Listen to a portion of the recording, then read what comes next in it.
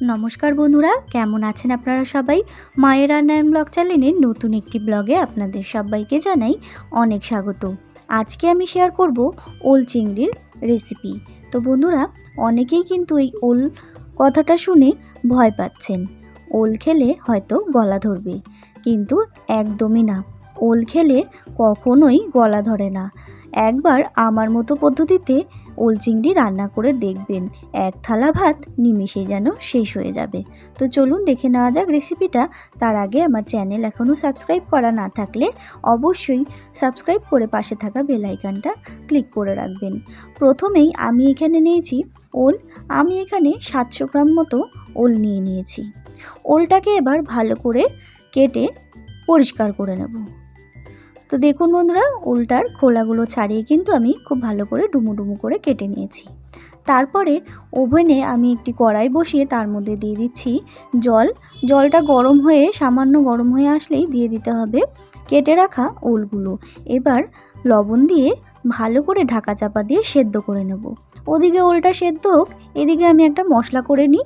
Mixing জারে দিয়ে দিলাম স্বাদ মতো কাঁচা লঙ্কা, মানে যে যেরকম ঝাল খাবেন সেই পরিমাণ কাঁচা লঙ্কা, রসুন এবং আদা পেস্ট করে নেব।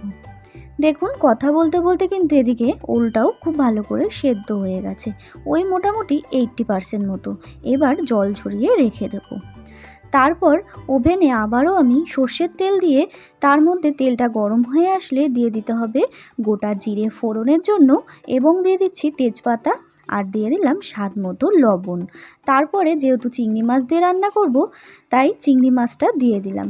চিংড়ি মাছটা হালকা ভাজা হয়ে গেলেই দিয়ে দিতে হবে পেঁয়াজ কুচি আর ডুমো ডুমো করে কেটে রাখা আলু। এবার ভালো করে ভেজে নেব। তো দেখুন বন্ধুরা, ভালো করে কিন্তু আলু এবং পেঁয়াজ ভাজা হয়ে গেছে। এখানে আমি একটা পেঁয়াজ ব্যবহার করেছি। তারপরে দিয়ে দিলাম কাঁচা লঙ্কা, আদা এবং রসুনের পেস্টটা, মানে যে পেস্টটা আমি মিক্সিং জারে করেছিলাম। তারপরে দিয়ে দিলাম জিরে গুঁড়ো। জিরেটাকে আমি জলে গুলে রেখেছিলাম। জিরেটা কিন্তু জলে গুলে রাখলে কিন্তু খুব ভালো হয় কষানোর সময়। তারপরে দিয়ে দিলাম হলুদ গুঁড়ো এবং লঙ্কার গুঁড়ো। তারপরে ভালো করে মশলাটাকে কিন্তু বেশ কিছুক্ষণ কষিয়ে নিতে হবে। বেশ কিছুক্ষণ কষানোর পরে দিয়ে দিতে হবে ওলগুলো, মানে সেদ্ধ করে জল ঝরিয়ে রাখা ওলগুলো। এবার ভালো করে ওলগুলোর সাথেও আমি মশলাগুলো খুব ভালো করে কষিয়ে নিতে হবে। দেখতেই পাচ্ছেন, খুব ভালো করে কিন্তু কষিয়ে নিচ্ছি। এই মশলা কষাতে কষাতেই ওলগুলো আরও বেশ কিছুক্ষণ সেদ্ধ হয়ে যাবে। তো দেখুন বন্ধুরা, মশলাটা কিন্তু আমার একেবারেই কষানো হয়ে গেছে। দেখতেই পাচ্ছেন মশলা থেকে কিন্তু খুব ভালো পরিমাণে তেল ছেড়ে দিয়েছে। এরপরে দিয়ে দিতে হবে পরিমাণ মতো জল, মানে আপনারা যে যেরকম ঝোল খাবেন সেই পরিমাণ জল দিয়ে দিতে হবে। এবার বেশ কিছুক্ষণ কিন্তু আমি ঝোলটাকে ফুটিয়ে নেব।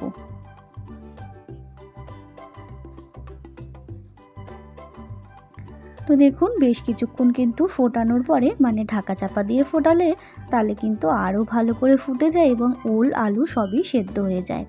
তারপরে দিয়ে দিতে হবে পরিমাণ মতো চিনি। চিনিটা চাইলে আপনারা নাও দিতে পারেন। তারপরে দিয়ে দিলাম গরম মশলার গুঁড়ো এবং দিয়ে দিলাম ঘি। এইবার একটু নাড়িয়ে চাড়িয়ে আবারও বেশ কিছুক্ষণ ফুটিয়ে নিলেই কিন্তু রেডি এই ওল চিংড়ির রেসিপি।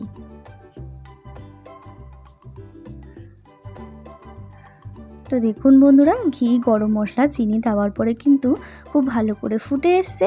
এইবার আমি সার্ভ করে দিচ্ছি গরম গরম ভাতের সাথে এই ওল চিংড়ির রেসিপি। তো বন্ধুরা, কেমন লাগলো ভিডিওটি অবশ্যই কমেন্ট করে জানাবেন, এবং ভালো লাগলে অবশ্যই একটা লাইক করবেন, শেয়ার করবেন, আর চ্যানেলটাকে সাবস্ক্রাইব করতে একদমই ভুলবেন না।